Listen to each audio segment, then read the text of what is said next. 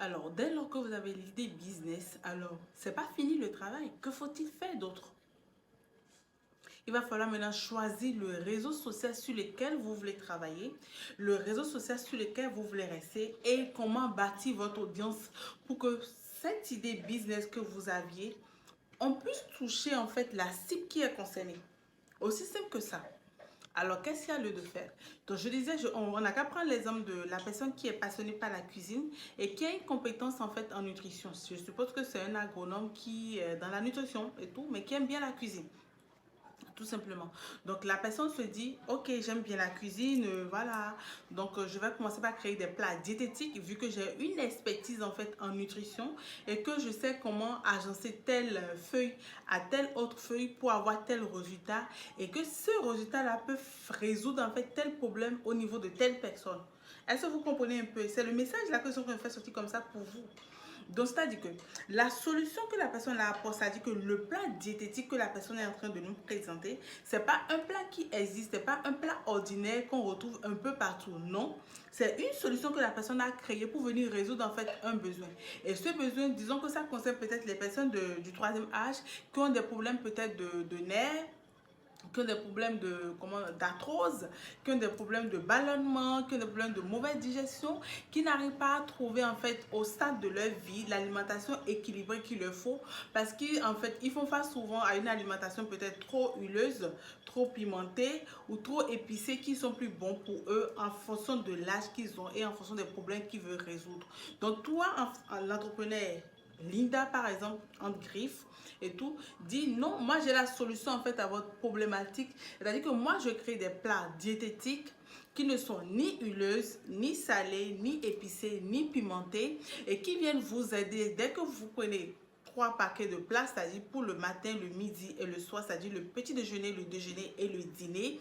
Dès que vous commencez par vous abonner en fait à cette, voilà, à mon restaurant et pour qu'on vous livre en fait vos plats, ça va commencer par résoudre tel problème chez vous. Donc c'est à dire que ma solution vient résoudre le problème de, ça diminue les douleurs d'arthrose, ça diminue le problème de ballonnement, ça diminue le problème d'œdème où les gens ont la peau gonflée, le visage gonflé, les pieds gonflés, etc. Donc la personne a créé en fait sa solution. Ok, une fois la solution créée et que tu te dis que tu veux faire une activité digitale, où est-ce qu'on va trouver en fait tes clients? Selon toi, pour la cible des personnes de troisième âge, généralement, les gens qui ont des problèmes d'arthrose, etc., c'est à partir de la cinquantaine pour certaines personnes, quand ça commence très tôt. Voilà, c'est de 50 ans peut-être à X âge. Toi, tu peux délimiter que tu veux peut-être nourrir tu veux des clientèles de 50 ans à 74 ans ou de 50 ans à 80 ans. C'est ton client, ça. Donc, tes clients, ça peut être des hommes comme des femmes, mais qui sont dans cette tranche d'âge. Et puis, tes clients, vu que tu veux être digital et que c'est du repas, donc tu vas cibler en fait la zone en fait. Donc, tu es peut-être sur le territoire, quand je vais dire Bénin, même c'est trop grand parce que peut-être tu ne pourras pas livrer Parakou, tu ne pourras pas livrer le nord du Bénin. Donc, du coup, on va circoncire en fait ton périmètre. Toi, tu es peut-être uniquement à Cotonou. Est-ce qu'on se comprend? Donc, du coup, ta clientèle commence par être claire. Donc, c'est le travail là qu'on fait dès lors qu'on trouve l'idée business. On ne se lance pas sur les réseaux sociaux avant de commencer par faire ce travail. C'est le travail là qui est fait en amont. Et vous avez une idée claire en fait de vers qui vous voulez adresser votre message, de telle sorte que quand vous amenez vos recettes, vos plats et qu'on les met en fait sur les réseaux sociaux, le message qu'on doit écrire pour toucher ces gens de clients, on les connaît parce qu'il y a ces gens de clients qui sont sur les réseaux sociaux en réalité.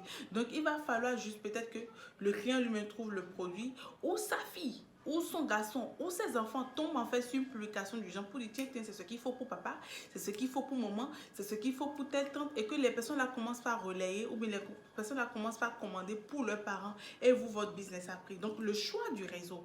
Pour des clients comme ça, vous pensez qu'ils seront sur quel type de réseau? C'est le travail là qu'on fait en privé quand vous venez en coaching privé en réalité. Est-ce que ces clients là se trouvent sur Facebook? Ils se trouvent sur TikTok?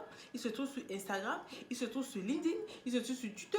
En fait, c'est vous qui devez, c'est le travail là qu'on fait en amont. Et là, on n'est pas pas en fait ces énergies sur tous les réseaux sociaux à la recherche de clients et puis on est fatigué, on ne sait pas, on se dit mais je ne vends pas, je ne sais pas pourquoi je ne vends pas. Tu ne vends pas parce que tu n'as pas bien ciblé le réseau social sur lequel se trouve ton client.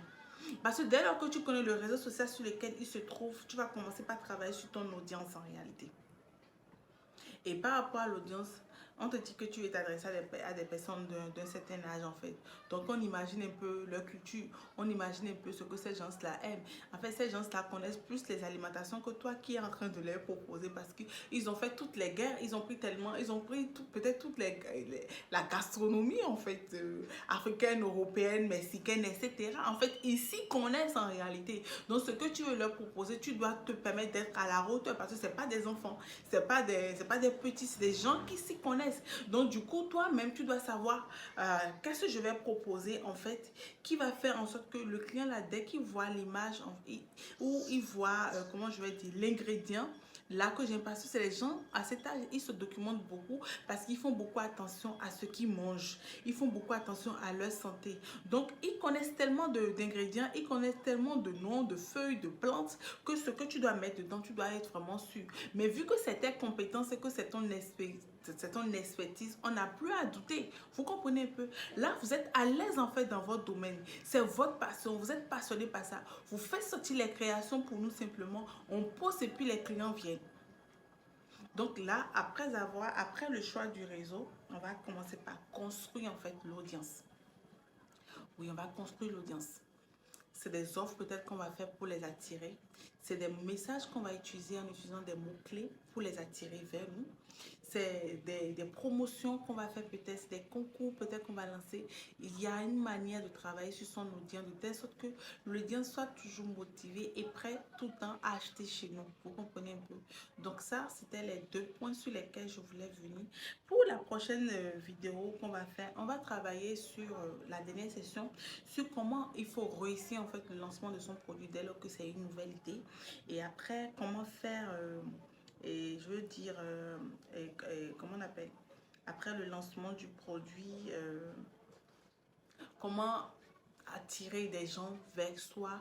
C'est toujours dans le cadre du lancement du produit pour que les gens, le maximum de personnes puissent être informées en fait que vous êtes là avec une idée innovatrice, avec une solution unique de business et en même temps où vous êtes en train de gagner, vous êtes en train d'apporter une solution en fait à la personne qui est dans le besoin, qui recherche la solution depuis. Est-ce que cette vidéo vous a plu? Si ça vous a plu, n'hésitez pas à m'envoyer un petit cœur, un petit message. Dites-moi ce que vous aurez préféré que je dise, que je n'ai pas dit.